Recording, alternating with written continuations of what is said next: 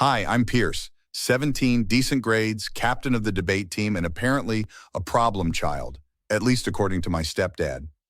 2 years ago, my mom, Karen, decided that being a widow for 5 years was long enough and married Marcus Walsh, this big-shot real estate developer with a thing for rules and control. Your phone stays downstairs after 9 p.m. That was just the beginning.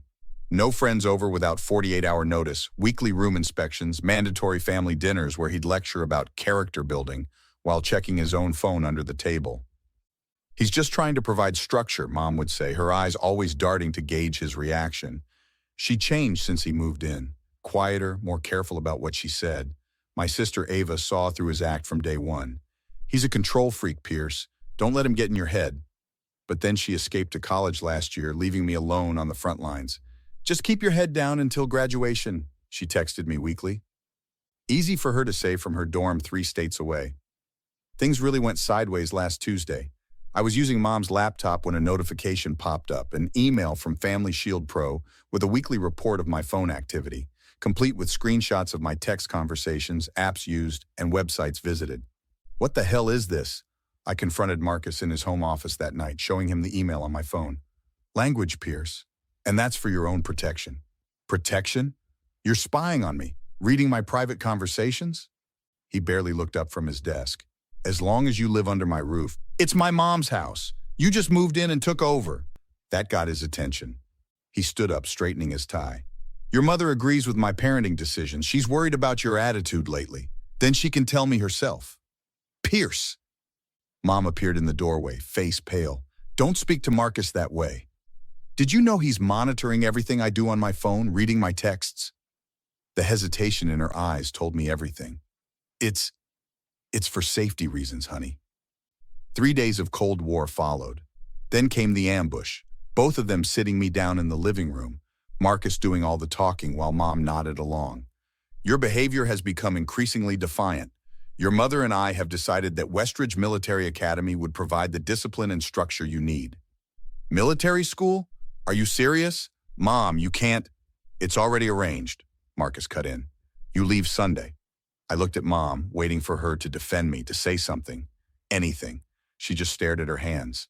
That night, I called Ava in tears. He's shipping me off, and she's letting him do it. This is insane, Ava said. I'm coming home this weekend. But by then, it was too late. My bags were packed, enrollment papers signed. As Marcus loaded my suitcase into the car Sunday morning, Mom hugged me tightly, whispering, "It's just for a semester. Please try." I pulled away, the betrayal burning in my chest. You chose him over me. The look on her face almost made me feel bad. Almost. The 3-hour drive to Westridge Military Academy was dead silent. Marcus dropped me off like a package being delivered. Stand up straight, cadet. I'm Sergeant Reeves, and you will address me as sir at all times. Yes, sir. My roommate was sitting on his bed polishing boots.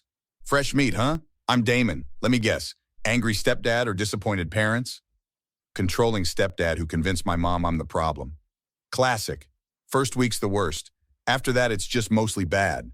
That first week was hell. 5 a.m. wake-ups, endless drills, and Sergeant Reeves riding me constantly. Walsh, your bunk is a disgrace. Drop and give me 20. By Friday, I had done more push-ups than the entire football team back home. The one bright spot was Colonel Hayes, the tactical training instructor. You've got a good mind for strategy, cadet. Most boys just use brute force. Thank you, sir. I see you were debate team captain. You think before you act. I threw myself into every class and drill, not because I bought into their military crap, but because I needed to earn privileges, like phone time. When I finally got my weekly call, Ava unloaded. Pierce, things are weird at home. Mom wanted to send care packages, but Marcus said it would undermine the discipline. Is she okay? I don't think so. She wanted to visit you and he talked her out of it. That's messed up. There's more. I found financial documents when I was home. Marcus has put himself on all of Mom's accounts. What about her inheritance from Dad? That's what I'm worried about. I can't find any trace of it. During my next session with Colonel Hayes, I asked about his background. 20 years military intelligence, cadet. Why do you ask? Just curious about different career paths, sir. That night, I laid it out for Damon. My stepdad's controlling my mom's money. I need to figure out what he's up to. What are you thinking? I'm thinking I use what I'm learning here against him. Strategic intelligence gathering. Damon grinned. Now that's what I call applying your education. With Damon's help, I started tracking Marcus's business during computer lab time. Colonel Hayes caught me once. If you're looking for information, cadet, always go to multiple sources. Cross-reference. Following his hint, I dug deeper and found a pattern of Marcus's former business partners filing complaints, then suddenly going quiet. I hacked into his email using the same password he'd used for the parental monitoring app. That's when I hit the jackpot, threatening emails to a guy named Lawrence Jenkins. Back out of the testimony or those photos will find their way to your wife. Blackmail. Finally, I had something I could use. The blackmail evidence was just the beginning. 3 months into my sentence at Westridge, I'd transformed from bottom-of-the-barrel recruit to top of my class. My reward? Extended computer lab privileges. Look at you, playing the perfect cadet, Damon said, watching me polish my already gleaming boots. Reeves practically got tears in his eyes when he inspected your bunk yesterday. All part of the plan. I need more online time to dig deeper into Marcus's dirt. During my next lab session, I created a secure email account and reached out to Lawrence Jenkins. I know Marcus Walsh blackmailed you. I can help. He responded within hours. Who is this? How did you get this information? Someone who wants to see him pay. Did you keep the threatening emails? Yes, along with records of the property deal he forced me out of. Meanwhile, Ava was doing reconnaissance at home. Mom barely leaves the house anymore, she texted. Marcus has convinced her that her anxiety means she shouldn't drive. He's totally isolated her. Can you get access to his home office? He keeps it locked when he's not there, but I noticed something. He's got a pattern of closed-door meetings every Thursday night, always the same 3 guys. I needed to get home. Opportunity came when Colonel Hayes announced a special weekend pass program for top-performing cadets. Sir, I'd like to request a pass for next weekend, I approached him after tactical training. Walsh, your performance has been exemplary, but I sense there's more to your request. Family situation, sir. My mother isn't well. His eyes narrowed. Is someone at home causing this unwellness? Something in his tone made me realize he understood more than he let on. Yes, sir. My stepdad. He nodded slowly.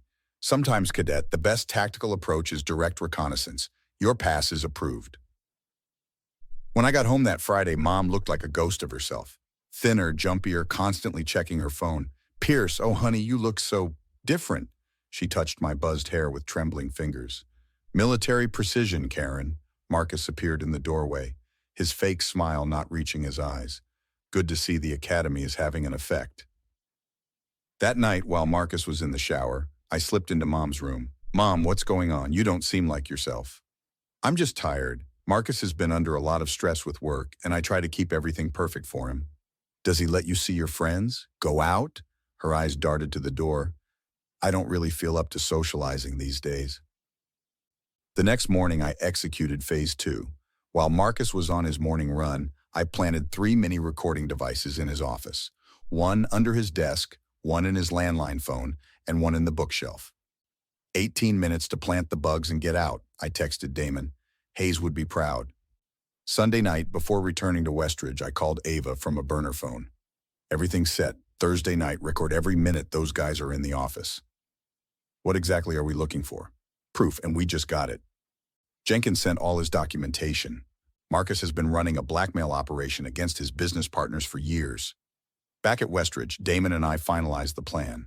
We move in 3 weeks. That's when Marcus closes the riverfront deal. You sure this will work? Trust me, I've learned from the best. When you strike an enemy, make sure they never get back up. The Thursday night recordings were gold. Ava sent them immediately. You won't believe what I got. Her voice trembled with excitement. Marcus straight up threatened Tom Whitaker to back out of testifying in some lawsuit. Did he mention the riverfront deal? Even better. He talked about cooking the books and hiding money from investors. Oh, and get this. He mentioned Karen's inheritance being his insurance policy. That's it. Spring break starts next week. Time to end this. Colonel Hayes called me into his office the day before break. Cadet Walsh, your transformation here has been remarkable. Thank you, sir. He slid a business card across his desk. An old friend of mine, former prosecutor. If you need legal advice for any reason. His knowing look said everything. The best tacticians know when to call in reinforcements.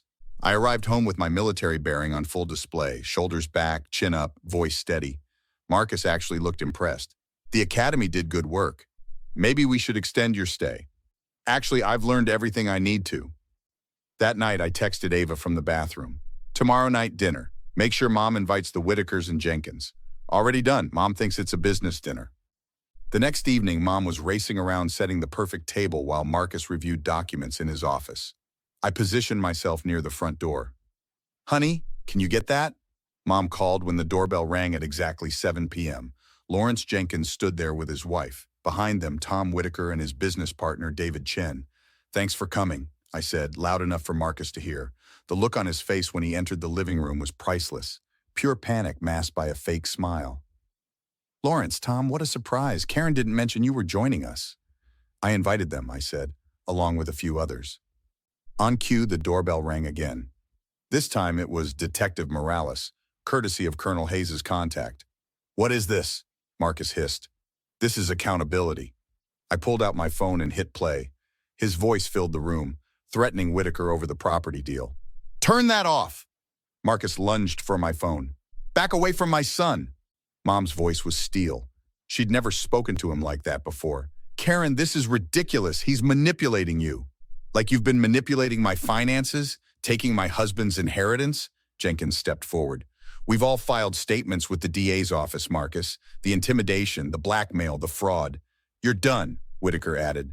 The Riverfront deal is canceled. The investors have been notified.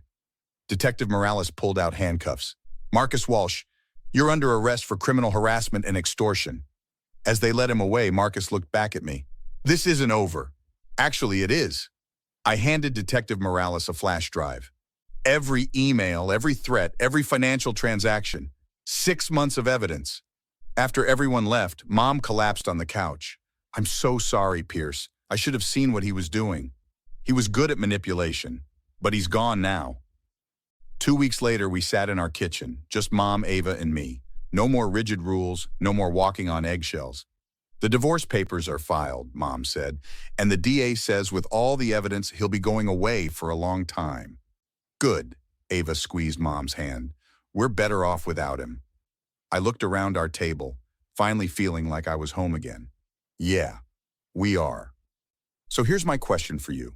Was Pierce justified in meticulously planning this elaborate revenge, or should he have given his mother a chance to see Marcus's true nature on her own? How far is too far when it comes to exposing someone who's hurt you and your family? Share your thoughts in the comments below. Would you have handled things differently if you were in Pierce's position? If you enjoyed this revenge story, hit that like button so I know to create more content like this.